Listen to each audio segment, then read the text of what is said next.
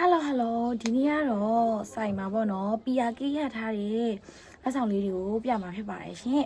။ဘာလေးလဲဆိုရင်တော့ဒီမှာနှက်ခမ်းညီလေးဖြစ်ပါတယ်ရှင်။ဒါလေးကိုပေါ့နော်ကလေးကို Happy Snack ကနေပြီးတော့ပေါ့နော်ပီယာကေးလေးပို့တာဖြစ်ပါတယ်။အဲ့ဒါဘာလေးရောင်လေးဖြစ်မလဲဆိုတော့ပေါ့နော်။ကလေးနဲ့တူလိုက်ကြည့်ပြပါအောင်နော်။ပထမဆုံးနဲ့ဒီရောင်လေးကအစိမ်းရောင်လေးဖြစ်ပါတယ်ရှင်။ဒီဟာလေးကတော့ပေါ့နော်။ဒီကောင်လေးကတော့ strawberry ရောင်လေးပေါ့နော်ဒီကောင်လေးကနောက်တစ်ရောင်ကျတော့အပြာလေးဖြစ်ပါတယ်ဒီကာလာလေး3ရောင်ကိုကလျာက testing ပေါ့နော်စမ်းပြမှာဖြစ်ပါတယ်ရှင်ဒါလေးကတော့ပေါ့နော် strawberry အရောင်လေးပါဒါလေးကတော့ဒီကောင်လေးပေါ့အောက်ကနေပြီးတော့ချုပ်လိုက်ရဖြစ်ပါတယ်ကဲဒီကောင်လေးကိုဒီလိုချုပ်လိုက်ရပါ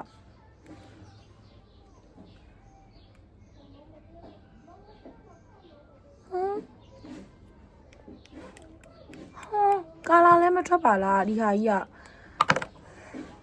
ကဲဘာလို့နှကန်းကြီးစိုးပြီးတော့ဘာလို့ကာလာမထွက်တာလဲစားစရာကန်ကြီးလေးဖြစ်ပါတယ်နှကန်းကြီးပုံစံကန်ကြီးလေးတွေရပါပြီရှင်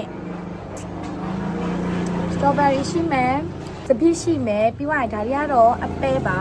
အပဲရောင်လေးရှိမယ်ကန်ဒီလေးဖြစ်ပါတယ်ရှင်ကဲကိုမစားချင်လဲဒီလိုလေးပြန်ပိတ်ထားလို့လည်းရပါတယ်ကိုစားချင်တဲ့ချိန်ကျရင်လည်းထုတ်ပြီးတော့ဟန်ကန်ဒီလေးကိုကိုက်စားလို့ရတယ်ကဲအလှပရေးရကြိုက်တဲ့မီးလေးဆိုရင်ဒီလိုနှကန်းဒီတောင်လေးတွေကို Happy Snack ဆိုင်မှာလာရောက်ဝယ်လို့ရပါပြီ